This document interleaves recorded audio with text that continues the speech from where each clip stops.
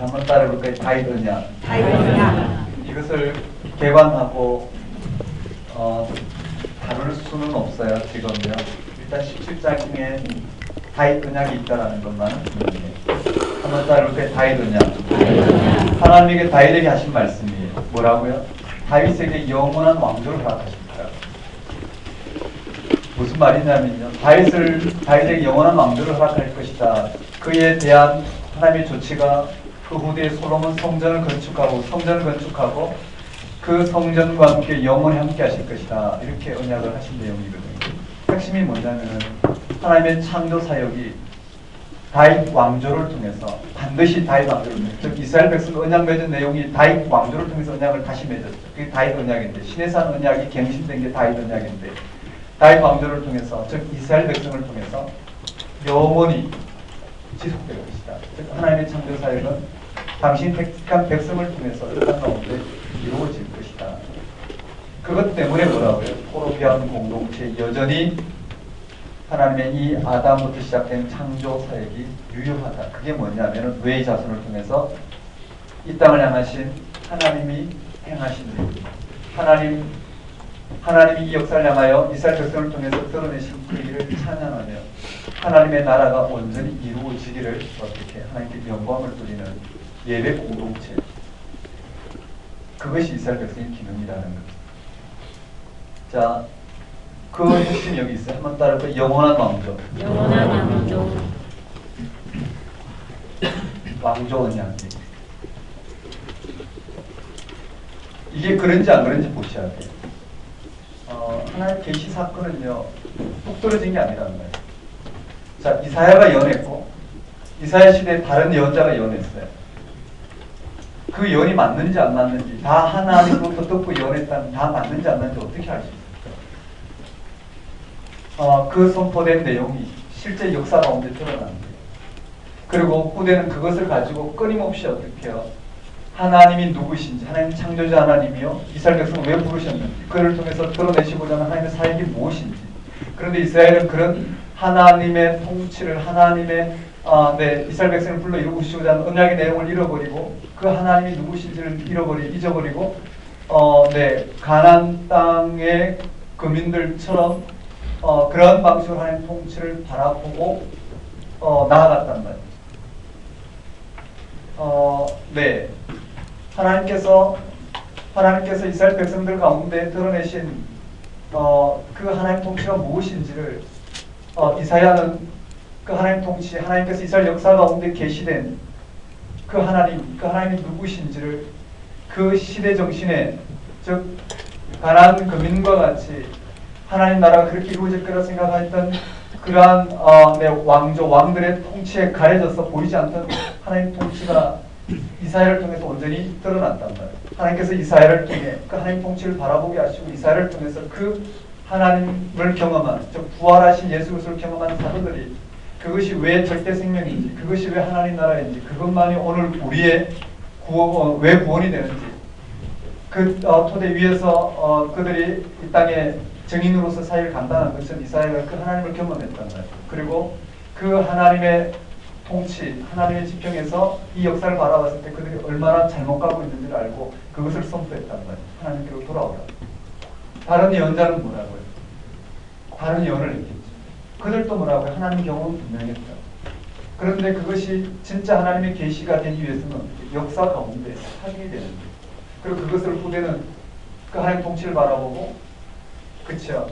그 하나님 통치를 바라보고 하나님 나라를 경험하고, 이사야 본문을 통해서 그들이 경험한 하나님을 그대로 어떻게 해요?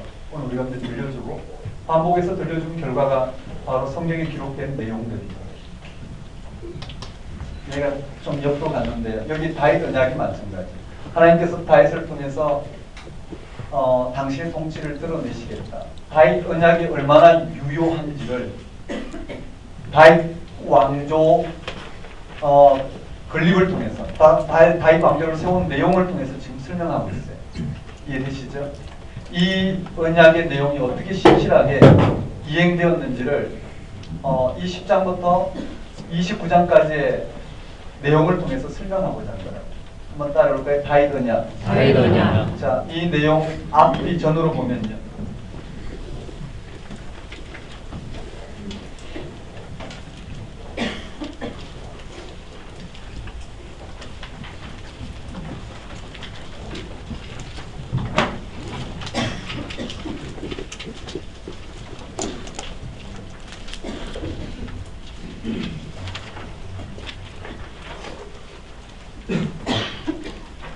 있는데 좀 빠르게 진행해 보겠습니다.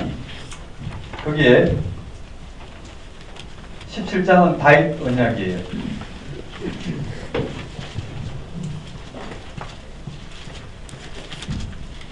하나님께서 다윗 언약 그 내용대로 18장에 보면 무슨 내용이 있냐면요. 다윗 언약 내용대로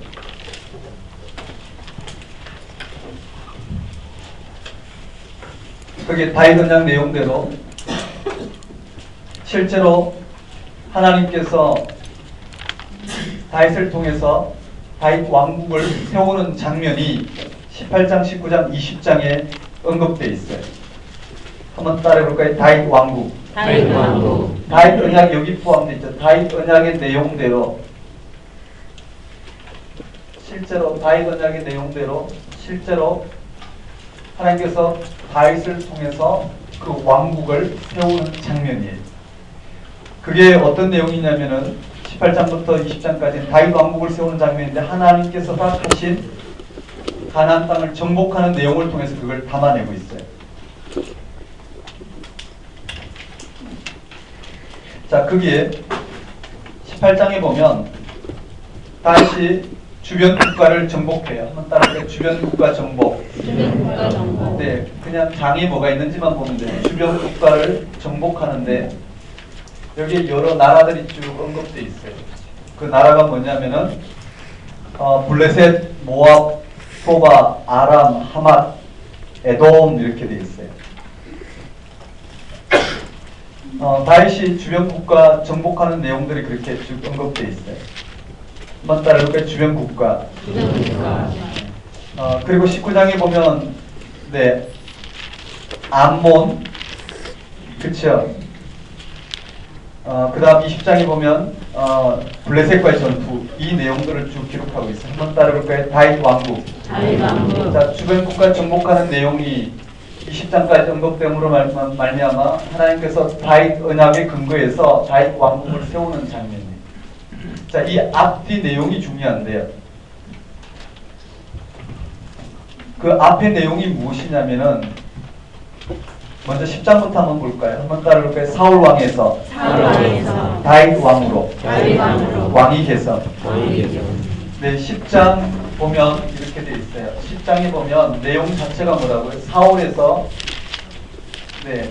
사울에서 다윗 왕으로 왕위가 개선되는 거예요.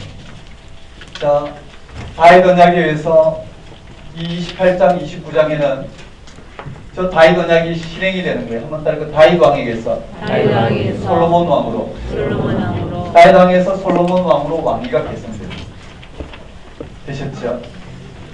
여기가 사울 왕에서 다윗 왕으로 왕위가 개선된 것이 다윗 언약에 의해서 다윗 왕국에서 솔로몬 왕으로 왕위로 계승된다는 거예요. 그만큼 뭐라고요? 하나님 언약은 철저하다는 걸 드러내고 다윗 왕국의 근거가 바로 이 다윗 언약이 하나님께서 이스라엘 백성의 언약에 놓여 있다는 그 언약이 어디예요? 이 포로 공동체도 여전히 유효하다는 걸 설명해내고 싶은 거예요. 한번 따라볼까요? 다윗 언약. 사울에서 다윗 왕에게로, 다윗 왕에게서 솔로몬 왕에게로. 자, 사울 왕에서 다윗 왕으로 왕위가 개선되었는데 그리고는 뭐가 언급되어 있느냐면 11장에 보면 다윗이 즉위하고 11장에 교재에 보면 다윗이 즉위하고 다윗의 군대가 언급되어 있어요. 다윗의 군대가 다양하게 언급되어 있어요. 한번 따라해볼까요? 다윗의 군대. 자, 이렇게 언급되고요. 그 다음에 언급된 내용은 다윗의 군대가 언급되고 군대를 말하는 건 뭘까요? 오늘 우리 이명박 정부 내각 이렇게 이야기하잖아요. 맞나요? 네. 네. 그렇게 이야기하듯이요. 그 다윗 왕국을 이런 다윗의 용사를 통해서 군대를 통해서 행정 조직을 통해서 드러내는 거예요. 한번 따르고 다윗의 군대. 다윗이 이와 같이 그 왕국을 꾸릴 수 있는 것도 뭐라고요? 다윗 언약의 근거에서 이루어진다는 것을 설명하고 싶습니다. 여기에 보면 다윗이 군대를 모은 과정들이 언급되어 있어요. 다윗의 군대가 한번 따르고 헤브론에서의 군대가 언급되어 있고 헤브론에서 군대가 언급되어 있고 그 다음에 한번 따라해볼까? 시글락에서는 어떻게 군대가 있었고요? 그다음 네 요새 맞죠? 네 요새에서 다윗의 용사들이 언급되어 있고 시글락, 헤브론 이 내용들이 쭉 언급되어 있어요. 한번 찾아보시면 돼요. 한번 따르까 다윗의 군대. 다윗의 군대. 네, 다윗의 군대가 쭉 그 용사들의 이름과 이런 것들이 쭉 언급되어 있어요. 마찬가지로 다윗 왕국의 존재 근거는 다윗 언약에 있는데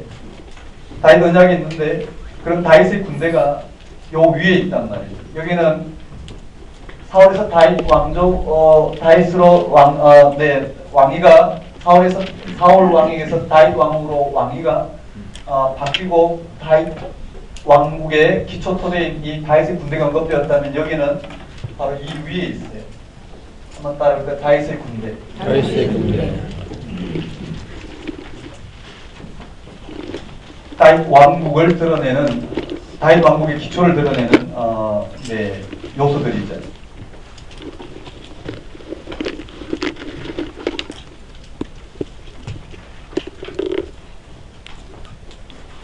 그 다음의 내용은요. 13장에 보면 다윗이 그와 같이 즉위하고 다윗 왕국의 토대가 되는 그 용사들이 소개가 되고 13장에 가면 언약궤를 예루살렘으로 이동하는 장면이죠. 자, 다윗 왕국이 이와 같이 세워지고 다윗 왕국의 존재 근거는 뭐라고요? 하나님께 그 뜻을 묻고 통치하는 거예요. 그래서 하나님 뜻을 묻는 언약궤가 여기 언급되어 있어요. 한번 따라볼게요. 언약궤, 법궤. 자, 법궤가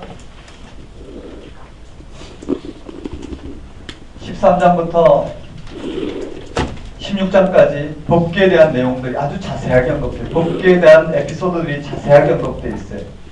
즉 다시 말씀드리면 다윗 왕조가 세워졌어요. 다윗이 이와 같이 다윗의 군대를 통해서 다윗 정부가 가능하고요. 그런 다윗 정부의 역할은 하나님의 뜻을 묻고 하나님의 뜻을 묻는 그렇죠. 하나님의 뜻을 묻는 이 언약궤의 이동에 잘 나타나 있어요. 한번 따라볼까요? 법궤 이동. 법궤 이동. 여기가 바로 법궤 이동. 구조 자체가 중요하니까요. 장 개념에 법궤 이동이 언급이 되어 있고요.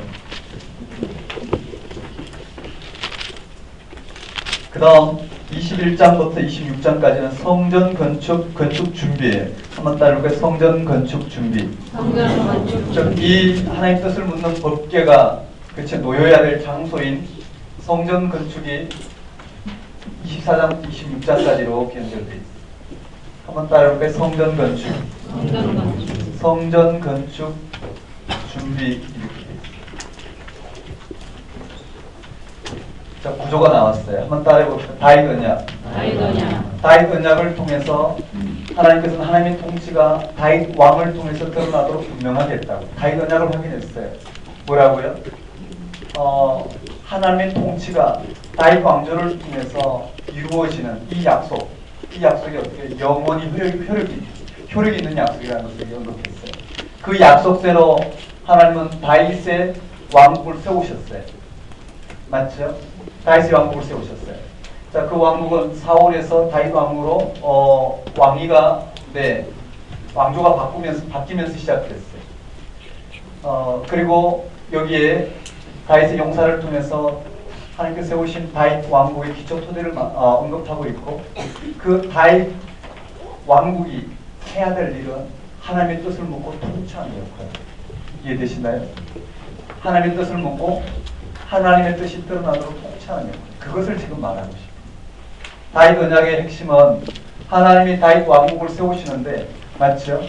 다윗 왕국의 기초는 하나님에서 이렇게 이루어지는데, 그 다윗 왕국이 하나님께서 세우신 다윗 왕국이 해야 될 역할은 바로 이 법궤 이동에서 잘 나타난 것처럼 하나님의 뜻을 묻고 하나님의 뜻이 땅 가운데 드러나도록, 그렇죠? 이스라엘 백성들이 순종하는 거예요. 율법이 이 땅 가운데 온전히 일어나도록, 하나님 통치가 일어나도록 순종하는 것이 바로 다윗 언약의 핵심이에요. 되셨나요? 큰 틀을 잡아봤어요. 그 다음에 솔로몬 시대로 가면 솔로몬의 이 언약이 핵심이라는 말. 이것은 뭘까요? 회복 약속이에요. 회복 약속. 이스라엘 백성들이 죄를 짓더라도 반드시 어떻게 이 다윗 언약의 근거에서 하나님께서 회복시킬 것이라는 회복 약속. 그대로 솔로몬도 마찬가지로 앞뒤 전후 연결되어 있죠.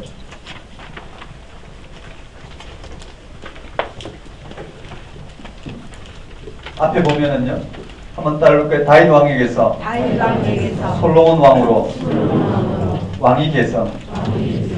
그래서 우리가 열왕기상에서 자세히 다뤘듯이요, 여기가 1장이 무슨 내용이냐면은 이 1장이 솔로몬의 부화지예요. 한번 따라올까요? 솔로몬의 부화지에. 여기가 솔로몬의 부와 지혜에 대해서 다루고 있습니다.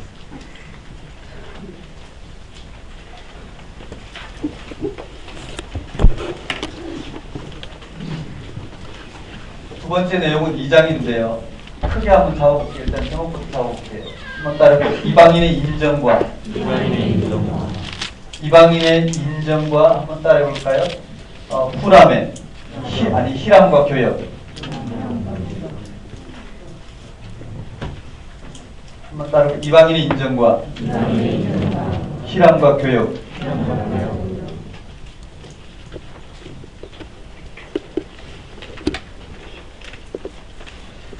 그 역대기에는 뭐라고 나와 있나요? 후람이라 나와 있죠. 맞습니까? 한번 따라볼까요? 후람. 자, 이 후람, 히람 두로왕 후람과 교역했는데 그가 뭐라고요? 솔로몬이 얼마나 지혜로운지를 인정한 내용이죠. 그 다음에 세 번째,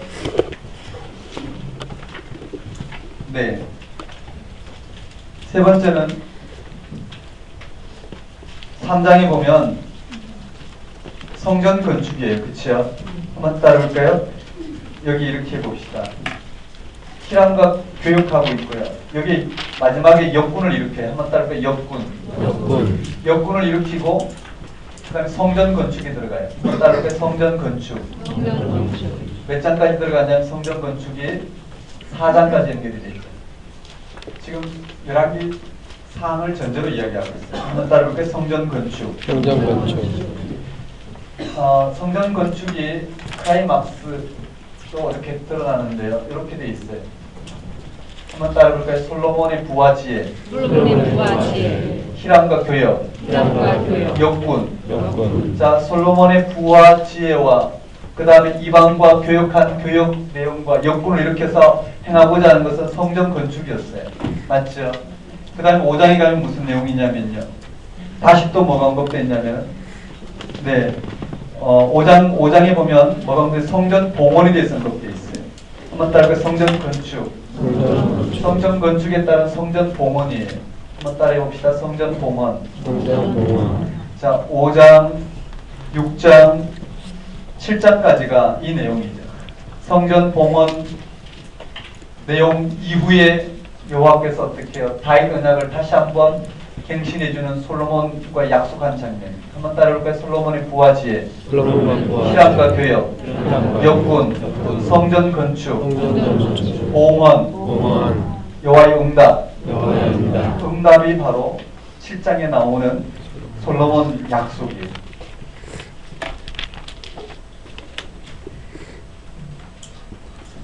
그리고 역대기로 열왕기상으로 돌아가면 또 반대가 되죠. 여기에 8장에 가면 무슨 내용이 나오냐면요. 8장에 가면 한번 8장에 가면 한번 따라볼까요? 건축공사. 여기 다시 또 건축공사가 들어가요.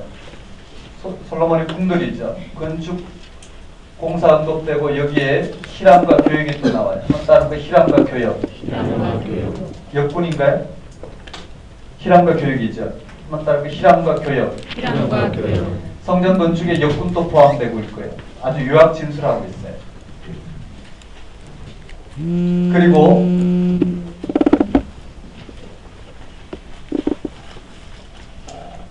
마지막에 솔로몬의 부와 지혜. 한번 따라볼까요? 솔로몬의 부와 지혜.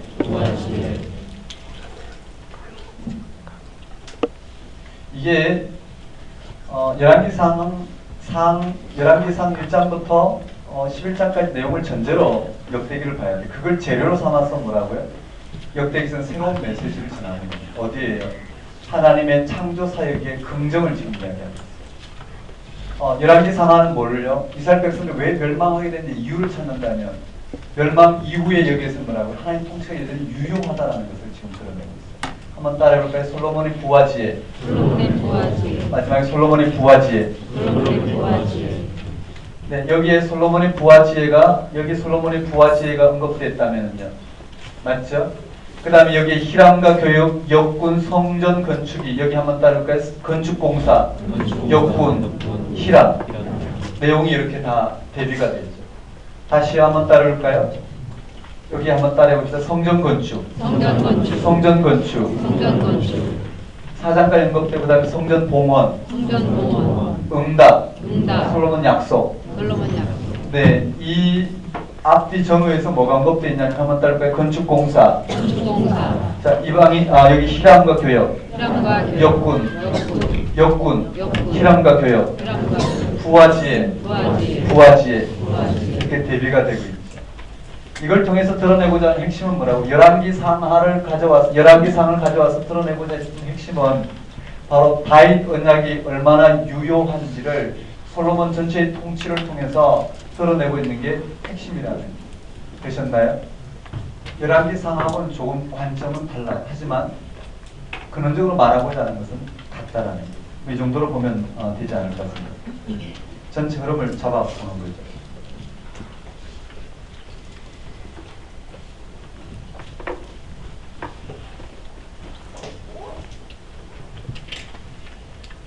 그리고 난 다음 이 통치 원리에 의해서 다윗 언약과 솔로몬의 회복 약속의 통치 원리에 의해서 10장부터 마지막까지 어떻게 남한국 왕들에게 적용된 거예요. 남한국 왕들을 들어서 뭐라고요? 저 통치 원리가 어떻게 드러났는지를. 좀 다윗 언약은 유효하고, 맞지? 유효하다라는 거예요. 유효한데 이스라엘 백성들이 하나님을 떠나면 왕들이 어떻게 폐역하게 되면 악한 왕들은 어떻게? 악한 왕들이 이스라엘 백성들이 이스라엘 왕들이 폐역한 일을 하더라도 그들이 회개하면 하나님은 전 다윗 언약에 근거해서 어떻게 회복시켜 주시더라. 그것을 이스라엘 역사를 통해서 일어난 사건들을 들어서 그들에게 그 메시지를 전하고 있는 게 10장부터 36장까지. 되셨나요? 네. 자, 한번 봅시다. 그게요. 한번 따라해볼게요. 르호보암.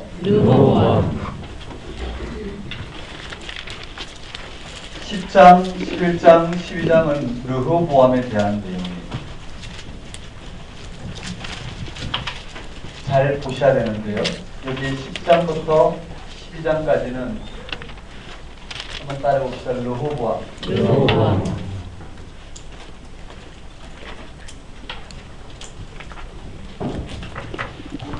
르호보암에게 다윗 언약과 솔로몬의 회복 약속이 그대로 적용되었다는 거예요. 열왕기 상에서는 뭐라고요? 열왕기 하에서는 열왕기 상이죠, 맞죠? 열왕기 상에서는 르호보암을 선하냐 악하냐를 가지고 나눴다면, 지금 역대기에서는 뭐라고요? 르호보암이 선하냐 악하냐를 가지고 나눈 게 아니라 르호보암이 악하더라도 회개하니까 하나님께서 이와 같이 용서해줬더라. 그 내용을 지금 다루고자 하는 거예요. 이 말 이해되시나요? 서로 같은 재료를 가지고 다르게 사용하고 있어요. 자, 르호보암 내용 좀 이따 보기로 하고요.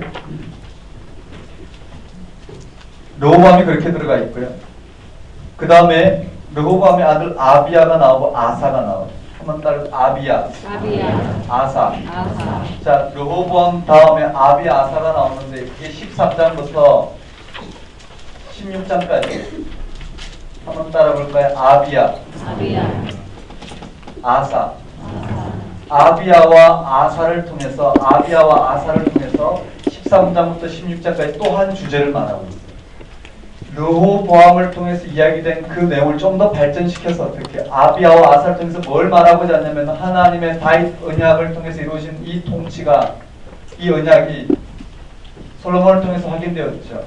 맞죠? 얼마나 유효한지를 확인하고 그것이 실제로 드러난 사건이 르호보암이고, 그리고 그런 사건이 적용된 것이 아비야와 아사라는 거예요. 또 그 다음에요. 여호사밧, 여호람, 아하시아 내용이 나와요. 17장부터 긴 본문인데 23장까지. 17장부터 23장까지 한번 따를까요? 여호사밧. 여호사밧과 그 아들 여호람과 아하시아에 대한 내용의 초점이 뭘까요? 다윗 언약과 솔로몬 언약에 의해서 이들 왕의 통치가 어떻게 이루어졌는지를 설명하고 있는 거예요. 계셨나요? 그 다음에 24장부터 24장, 25장, 26장은 요아스, 아마샤, 우시아예요. 요아스, 아마샤, 우시아. 요아스, 아마샤. 이것이 24장, 25장, 26장에 이렇게 한 겁니다. 우리가 본문을 찾으면서 한번 읽어볼 건데요. 그 다음, 네. 27장부터 32장까지. 네, 27장부터 32장까지인데요. 긴 본문은 요담, 아하스, 히스기야예요. 요담, 아하스, 히스기야 본문.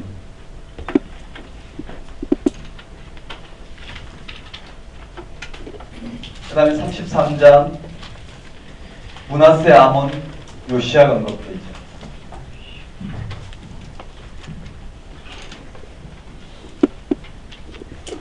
33장, 34장, 35장까지. 네, 35장까지 문하세, 아몬, 요시아예요. 한번 따를까? 문하세, 아몬, 요시아. 33장에서 35장까지예요.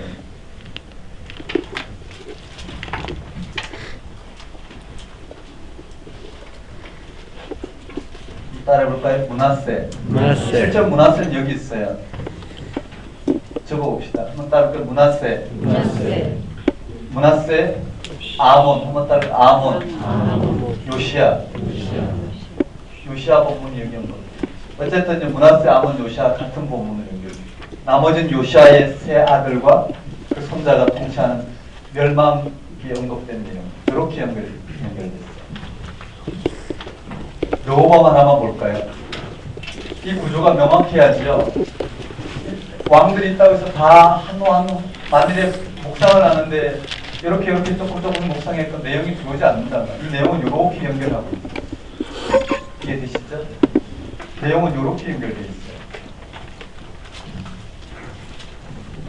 우리가 시를 읽더라도 그렇죠? 반전이 있잖아요. 근데 시 앞부분을 읽고 그걸 가지고 막 묵상을 했는데 뒷부분을 읽으면 전혀 다른 내용이 된단 말이에요. 우습잖아요. 성경 전체 뭘 말하는지에 대한 분명한 초점을 가지고 우리는 읽어들어요. 한번 따라해 봅시다. 여기 르호보암을 가지고 뭘 이야기하냐면은 반드시 뭐라고요? 다윗 언약과 솔로몬에 대한 회복 약속이 어떻게 르호보암 왕에게 적용되었는지, 르호보암이 일어난 실제적인 사건을 가지고 그걸 해석해서 들려준다고, 설교 재료로 사용한다는. 자, 우리 거기에 한번 들어가 봅시다. 아마 여러분에게 그 교재 뒤에 역대기, 그쵸? 본문 다 실려 있을 거예요.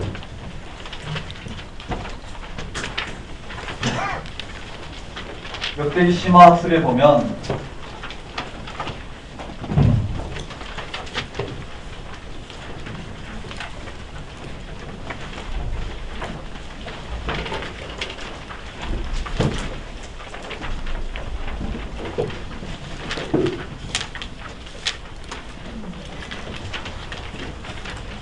하나 하고 쉬었다가 나머지 나갔습니다. 여기 좀 재밌는데요. 주제가 뭘까요? 한번 따르게 회개와 회개와 용서. 용서.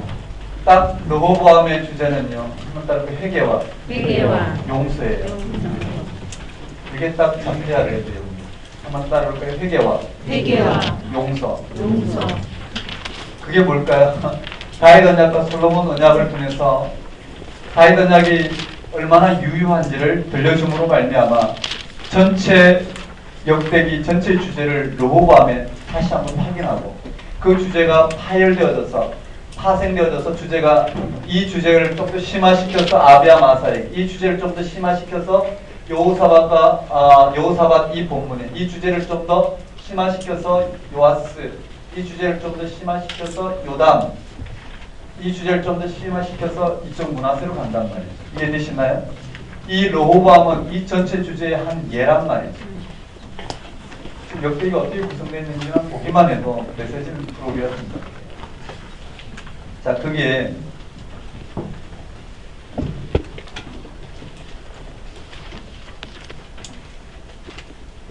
한마디로 말하면 역대상 17장의 다윗 언약과 역대하 7장 14절에 나오는 한마디로 요약하면 14절에 나오죠. 이것이 이 원리가 어떻게 분열 왕국 가운데 왕들에게 적용되었는지를 르호보암 왕을 통해서 먼저 정확하게 드러내요. 여기 눈치를 채야 돼. 성경 읽기가 재미가 있단 말이죠. 이렇게만 들어도 재밌을 것 같죠? 진짜 재밌어요. 그러니까 역대기를 공부하면 공부할수록요. 이스라엘 전체 하나님의 의도가 이스라엘의 흥망성쇠를 통해서 드러나고요. 하나님의 이 역사를 향한 메시지가 이스라엘 역사를 통해서 드러내고 있는 메시지가 또 분명해지고요. 네. 그냥 성전 건축할 때, 교회 건축할 때 사용하던 몇 가지 본문들이 본문으로만 익숙했던 이 말씀이 그것과 전혀 무관하게 하나님 통치를 드러내고 있는 그 광엄한 장대한 하나님 나라의 세계를 열어내고 있는 것이 바로 이 역대상하라는 거예요. 우리 한국에서는 별로 익숙치가 않죠. 르호보암 한번 봅시다. 회개와 자비가 핵심이라고 말씀드렸습니다.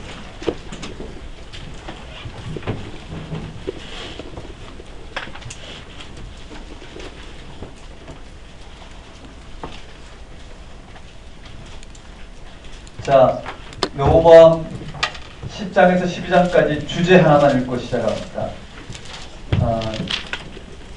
잘 보셔야 돼요. 사건이 쭉 나왔다가요. 요 한마디를 드러내기 위해서 앞에 사건을 다 인용한단 말이에요. 예를 들어서 있잖아요.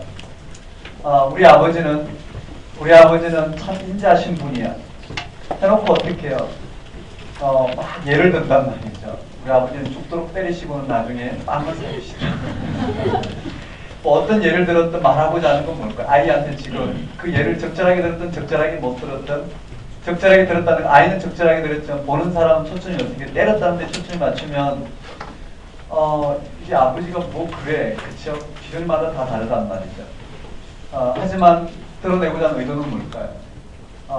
아버지가 인자하다라는 부분에 초점을 맞춰서 그 예를 가져와서 그와 같이 드러냈지만 그것은 이미 수천 년 전에 그들의 사고에서의 그것이 예라고. 오늘 우리 가치와는 또 다를 수 있잖아요. 맞죠?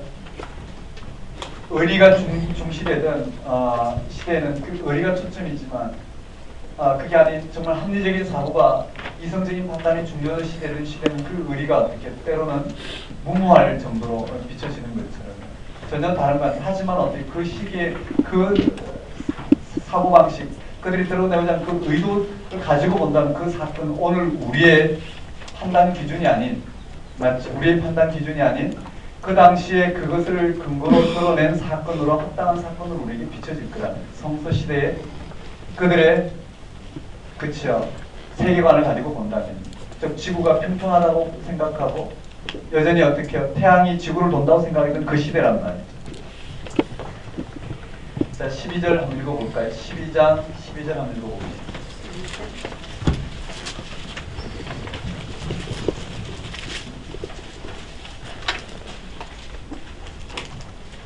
지금 성서 읽기에 핵심을 잡아보는 건데요. 12장 12절 읽겠습니다. 시작. 여호와의 스스로 경배하여 유다의 선한 일도 있으므로 여호와께서 노를 돌이키사 다 멸하지 아니하셨더라. 그거 말하고 싶어서 다 가져왔어요. 그렇죠? 여호와는 뭐 했다고요? 겸비함. 즉 하나님 앞에 회개했으므로 하나님께서 노를 돌이키사 다 멸하지 아니하셨더라. 한번 따르고 노를 돌이키사. 노를 돌이키사. 하나님이 진노를 돌이켰다. 그 이유가 뭐냐면 앞에 나온 즉 역대의 상하는 전체를 통해서 말하고자 하는 내용이 있잖아요. 그걸 가지고 지금 여기서 이야기하고 있거든요. 자, 노를 돌이키셨대. 그러면 이제 한번 읽어보면요. 그 12장 1절 한번 읽어볼래요? 12장 1절 한번 읽어볼게요.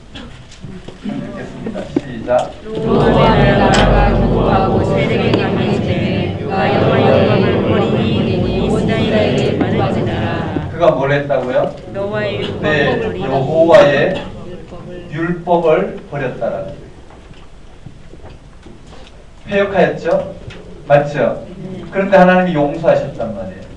그 안에 뭐가 들어가 있느냐면은 사건이 들어가서 이것을 뒷받침하는 사건이 들어간단 말이에요. 뒷받침하는 사건이 들어가는데 이게 뭔지를 읽어보면 한번 읽어볼까요? 12장에요. 제가 읽어볼게요. 2절에 그들이 여호와께 범죄하였으므로 르호보암 왕 제5년에 애굽 왕 시삭이 예루살렘을 치러 올라오니 그에게 병거가 1200대여 마병이 6만 명이며 애굽에서 그와 함께 온 백성 곧 리비아와 쑥과 구스 사람이 헤아릴 수 없이 많더라. 자, 범죄하였으므로 하나님께서 진노하셨어요. 진노하셨다라는 것을 그렇게 표현한단 말이에요. 한번 따라해볼까? 여호와의 진노. 여호와의 진노. 진노를 어떻게 표현했냐면 애굽 왕 시삭을 들어서 진노해요. 한번 따라해볼까? 애굽 왕 시삭. 애굽 왕 시삭. 자, 애굽 왕 시삭을 들어서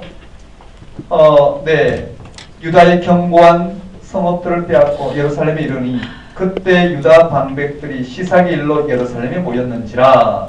자, 그리고 누가 등장하냐면은 선지자 스마야. 항상 이런 문제예요. 한번 따르고 선지자 스마야. 이 스마야가 등장해서 뭘 연하냐면은 르호보암과 방백들이 나와 이르되 여호와께서 이같이 말씀하시기를 너희가 나를 버렸으므로 나도 너희를 버려 시삭의 손에 넘겼노라 하셨단지라. 이걸 누가 듣나요? 바벨론 포로 귀한 공동체가 듣는단 말이에요. 6절에 이에 이스라엘 방백들과 왕이 스스로 겸비하여 이르되 여호와는 의로우시다 하시며 여호와께서 그들이 스스로 겸비함을 겸비가 계속 나오죠. 겸비함을 보신지라. 여호와의 말씀이 스마야에게 임하여 이르시되 그들이 스스로 겸비하였으니 내가 멸하지 아니하고 저를 조금 구원하여 나의 노를 시삭의 손을 통하여 예루살렘에 쏟지 아니하리라. 그러나 그들이 시삭의 종이 되어 나를 숨기는 것과 세상 나라들을 숨기는 것이 어떠한지 알게 되리라 하셨더라. 그쵸? 그들이 스마야의 말을 듣고 어떻게 겸비하였단 말이에요. 겸비하였어요. 겸비하였더니 9절에 애굽 왕 시삭이 올라와서 예루살렘을 치고 여호와의 전 보물과 왕궁의 보물을 모두 빼앗고 솔로몬이 만든 금방패도 빼앗은지라. 르호보암 왕이 그 대신에 롯으로 방패를 만들어 국문을 지키는 경호 책임자들의 손에 맡기며 왕이 여호와의 전에 들어갈 때마다 경호하는 자가 그 방패를 들고 갔다가 경호실로 도로 가져갔더라. 자, 거기에요. 12장 전체만 보면은요. 12장 전체 보면 1절은 어디 있나요? 이 1절은 열왕기 상에도 있단 말이에요. 되셨나요? 그 다음에 여기 12장 12절도 열왕기 상에 있어요. 맞죠? 그리고 애굽 왕이 쳐들어와서 금방패를 뺏어갔더라. 그래서 노방패를 만들었다까지는 뭐라고요? 열왕기 상에 있어요. 그런데 역대기는 뭐가 들어가 있느냐면 여호와께서 진노하셔서 애굽 왕 시삭을 붙이셨는데 스마야가 이와 같이 하나님의 진노로 말미암아 이렇다는 걸 예언하니 이들이 겸비하여 그쵸? 하나님 앞에 회개하니 하나님이 자비를 베푸셨더라. 이해되시나요? 네. 역대기는 이 내용이 더 들어갔단 말이에요. 역사에 대한 해석이란 말이에요. 되셨죠? 역사에 대한 해석을 붙임으로 말미암아 뭘 말하고자 하냐면 이 전체 주제를 말하고 싶은 거예요. 되셨나요? 네. 그 비교 대조해 놓은 거 참고하시면 되겠죠. 자, 스마야가 등장한다라는 거. 되셨나요? 아니, 읽기 쉽잖아요. 비교해 보면 역대기가 뭘 말하고자 하는데 의도가 이해되잖아요. 12장 하나만 요 보면은 전체 읽기가 된단 말이죠. 12장 1절에 보면 여호와의 율법을 버렸으므로 말미암아. 그렇죠? 여호와의 율법을 12장 1절에 보면 여호와의 율법을 버리니 온 이스라엘이 본받은지라. 2절에 보면 그들이 여호와께 범죄하였으므로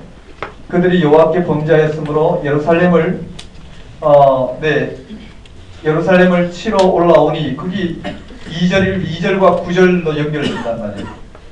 자, 원래는 옆에 열왕기 상에 보면 이렇게 돼 있죠. 열왕기 상에 보면 22절에 찾으셨어요? 열왕기 상. 아니 우리 교재에 보면 제가 읽어드릴게요. 유다가 여호와 보시기에 악을 행하되 그 조상들이 행한 모든 일보다 뛰어나게 하여 그 범죄한 죄로 여호와를 노엽게 하였으니 이는 그들도 산 위에와 모든 푸른 나무 아래에 산당과 우상과 아세라상을 세웠습니다. 그 땅에 또 남색하는 자가 있었고 여호와께서 이스라엘 자손 앞에서 쫓아내신 국민의 모든 가증한 일을 무리가 본받아 행하였더라.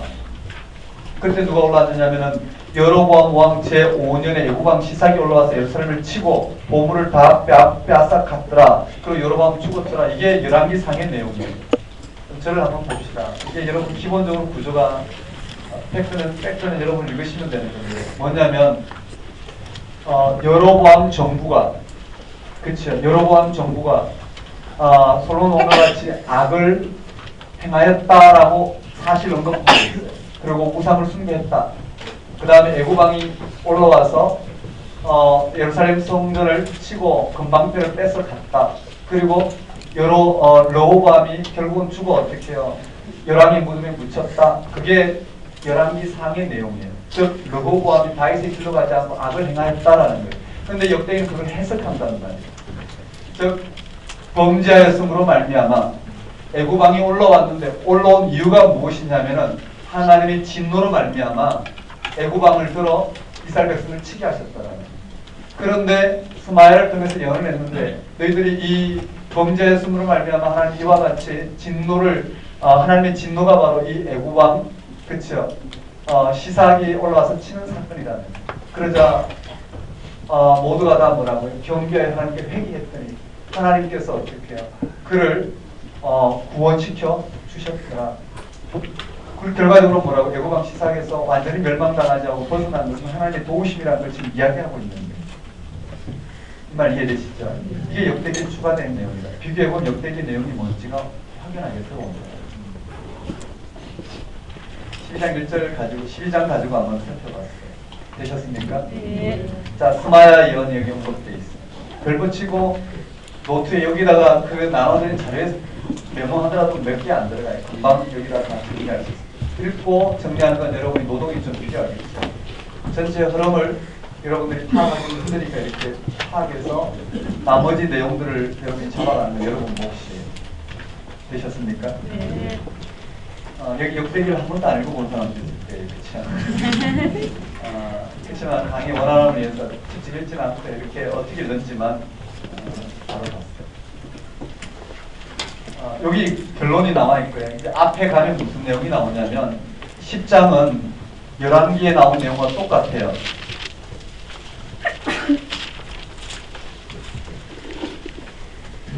10장은요.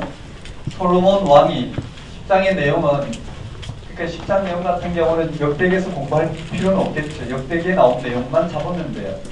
자, 10장의 내용은 솔로몬 왕에게서 어떻게 나라가 달려지고 맞죠? 10지파가 어떻게 여로보암 손에 넘어가고 르호보암이 그 나머지 지파를 통해 유다 지파를 통해 하게 되었는지 이유를 설명합니다. 자, 르호보암이 왕위를 물려받았어요. 11장에 가면요. 르호보암이 왕위를 물려받았어요. 물려받아서 북이스라엘 여로보암과 싸우려 했단 말이에요. 르호보암이 왕위를 물려받고 여기에 보면 10장에 보면 한번 따르고 솔로몬 왕위에서 누구로 나눠지냐면 한번 따르고 여로보암, 르호보암까지 나눠졌다는 11개 내용을 그대로 담아요. 그리고 여기에 르호보암이 나와요. 한번 따르고 르호보암이 나오고 르호보암 왕이 이 여로보암과 전쟁을 하려고 할 때 누가 말리나요? 스마야가 말려요. 이 스마야가 여기서 연한 스마야란 말이죠. 자, 이 스마야가 말리는 여기까지는 다 11개 나오는 내용이에요. 그 재료를 그냥 사용했단 말이죠. 그러고 난 다음 르호보암에 무슨 내용이 나오느냐면 한번 따르니까 르호보암의 여러 가지 사역. 자, 르호보암의 건축 사역이 나오고요. 그 내용들이 쭉 언급되어 있어요. 자, 나머지 쭉 내용을 여기에다가 르호보암 한번 따르니까 르호보암의 사역들이 쭉 언급된단 말이에요. 아주 객관적으로 언급되고, 그치요? 이렇게 해서 하나님 나라가 세워졌는데 그가 여호와를 버리고 굳건하게 세워졌는데 여호와의 율법책을 버리고, 맞죠? 패역한 길로 갔더라. 그래서 애굽 왕이 시사기 쳐들어와서 이들을 애워쌌는데 스마야가 와서 이게 하나님 진노로 이루어졌다는 걸 연하니 르호보암과 그들이 겸비하였으므로 여호와께서는 그 노를 거두시더라. 이게 지금 말하고자 하는 핵심이라는, 이해되시죠? 간단해요. 읽으면 실제로 읽으면 간단해요.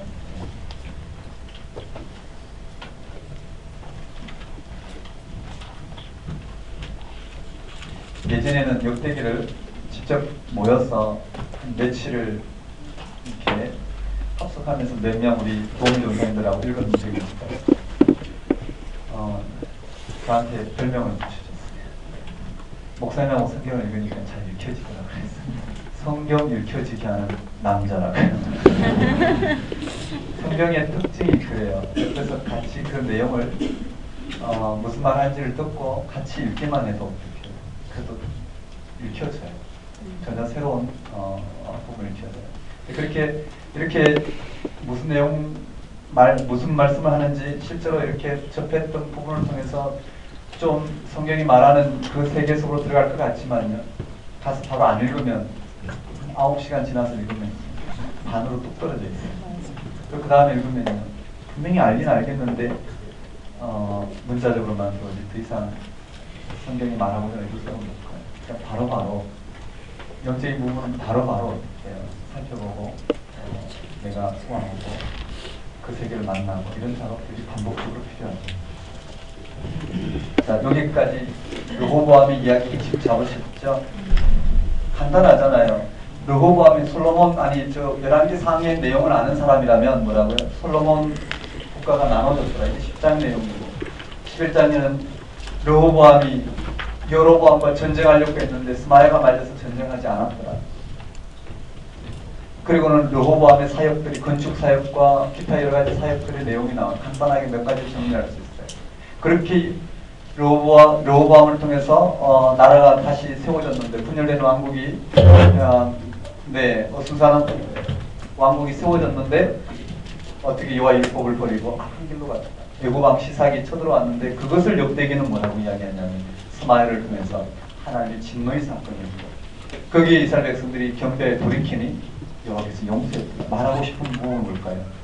포로 공동체, 포로 귀한 공동체에게 그들이 버림받은 것이 아니라 하나님을 떠남으로 말미암아 하나님의 진노에 의해서 그렇게 이루어졌고 그들이 회개하면 어떻게 다시 하나님의 언약은 유효하다는 걸 들려주고 그 하나님을 찬양하도록 이와 같이 초청하는 본입니다. 되셨습니까? 그러면 아비야와 아사는 어떤 주제일까요? 아비야와 아사 한번 따라해볼까요? 한번 따라해볼까요? 하나님을 의지하고 하나님을 찾아라. 아주 단순해요. 뭐라고요? 그러므로 뭐라 하라고요? 경비하니 하나님께 노를 거두셨더라. 그러므로 해야 될 건 뭘까요? 한번 따라해볼까요? 하나님을 의지하고 하나님을 찾아라. 여기가 르호보암 전체 주제는 회개와 용서라면 아비야와 아사를 통해서는 하나님 따라해봅시다. 하나님을 의지하고 하나님을 찾아라. 하나님을 의지하고 하나님을 찾으라는 내용. 13장, 14장, 15장, 16장에 그 내용이 언급되어 있죠. 거기도 아주 간단하게 네 흘러갈 수 있죠. 왜냐하면 열왕기 상 내용하고 비교하면 열왕기 상은 어떻게 해요? 이들이 어떤 길로 갔는지 역사적 사건을 쭉쭉쭉쭉 언급했다면 벽제기는 그 사이에 뭐라고요? 이 주제에 맞도록 그 내용을 전개하는 내용들이 들어가 있어요. 거기는 쉬었다가 들어갑시다. 아비야와 아사 우리 10분 쉬었다가 나머지 11가지